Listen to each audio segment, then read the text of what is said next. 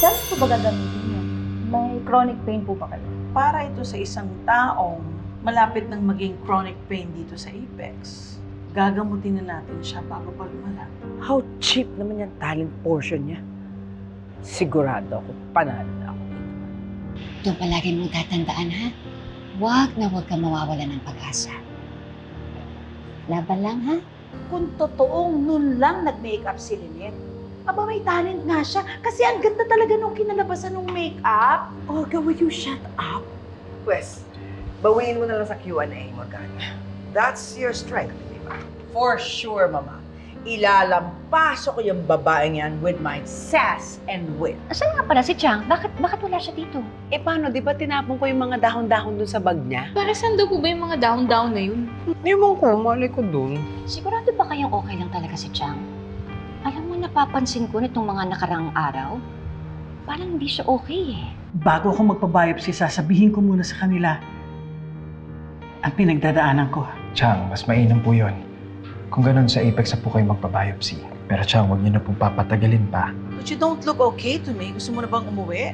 Kaya mo ba ako gustong umuwi dahil gusto mong manalo si Lynette? Sa tingin mo, pagkatapos mo mag-wushu-wushu doon, pwede pang manalo si Lynette sa'yo?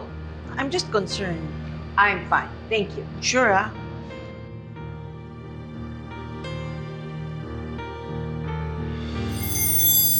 Next candidate would be candidate number 6, Miss Morgana Go.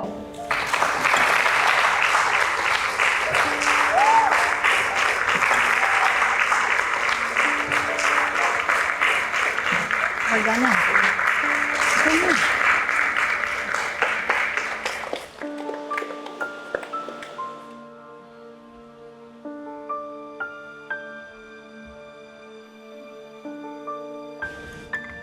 Are you okay? I'm fine, I'm fine. Can you please pick your question?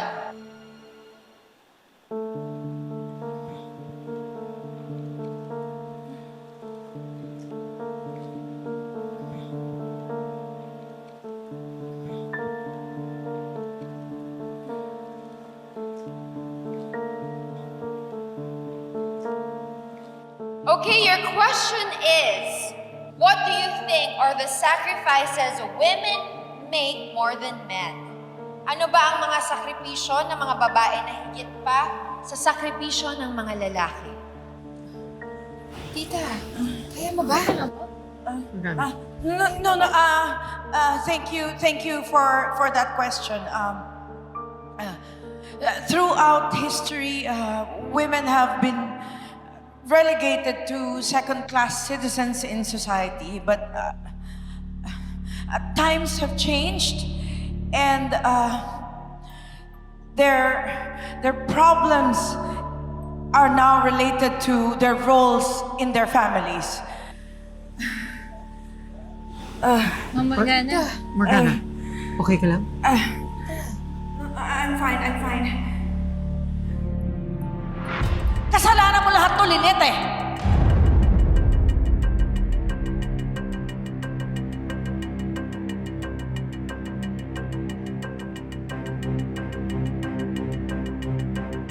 Morgana, ba't mo sinisisi yung nanay ko? Isa ka pa! Morgana!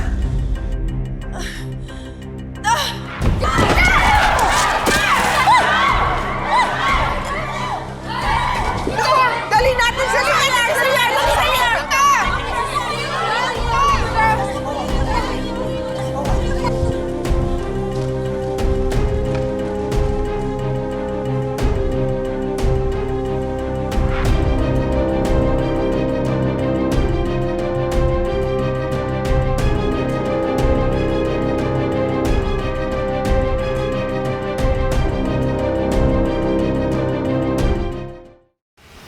Kamusta po kaya si Ma'am Morgana?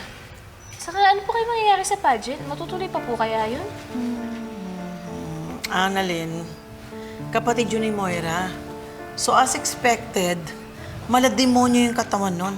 Makapalang buto. Kasing kapal ng mukha niya. Sana maging okay naman si Morgana. Guys, Nakausap ko ng committee and they've decided to push through with the announcement with or without Miss Morgana. So, tara, balik na tayo sa venue. I-announce na natin ang winner. Let's go.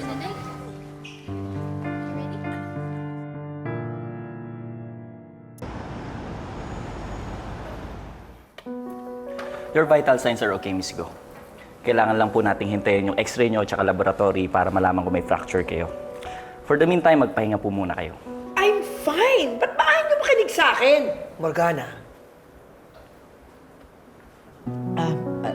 Doc Prado, Nurse Karen Evan, maraming salamat but I don't think I have to wait for x-ray results kasi sigurado naman ako wala akong pila eh. Kung gusto nyo nga, magbubusyo pa ako dyan sa harap na kung papayagan nyo lang ako eh. I have a pageant to get back to. Pasensya na po. Mas mabuti muna pong magpahinga muna po kayo. Morgana, hayaan mo na muna si Doc. Thank you, Doc. Excuses.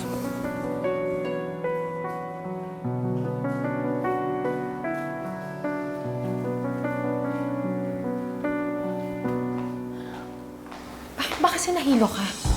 Nahulog ka pa sa stage, nakakahiya. I don't know. Basta before ako umakyat ng stage, biglang nag-iba na yung pakiramdam ko. Hindi kaya may nakain ka or may inainom ka? Well, I just drank some water before going on stage. O baka yun. Baka may naglagay na something sa inumin mo. Alam mo, you have a point. And I'm sure may kinalaman niyang Lynette na yan. Kailangan natin malaman kung ano yung nilagay ng Lynette na yan sa inumin mo. Para may evidence tayo against her. Kung kinakailangan natin magpa-toxicology test, let's do it just to prove her crime. Hindi niyo na kailangan gawin yan. Tama ang hinala ni Zoe. Itataga ako sa walang kwentang buhay ni Lynette at sa simentadong mukha ng Giselle na yan.